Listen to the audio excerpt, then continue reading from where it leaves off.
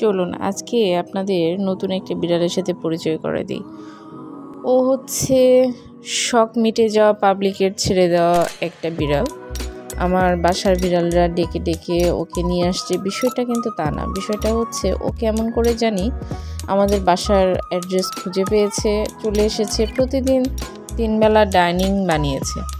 তো ও যখন আসে চিৎকার করতে করতে আসে, এত জোরে জোরে চিৎকার করে যে আমার বাচ্চারা অস্থির হয়ে দরজায় ডাকাডাকি করে ওকে ভেতরে নেওয়ার জন্য, ওকে খাবার দেওয়ার জন্য, না হলে ওদের মনের কথা আদান প্রদান করার জন্য। কিসের জন্য তা জানি না, তবে আজকে আপনাদের সাথে শেয়ার করব দেখে দরজা খুলে ভিডিওটা করেছি।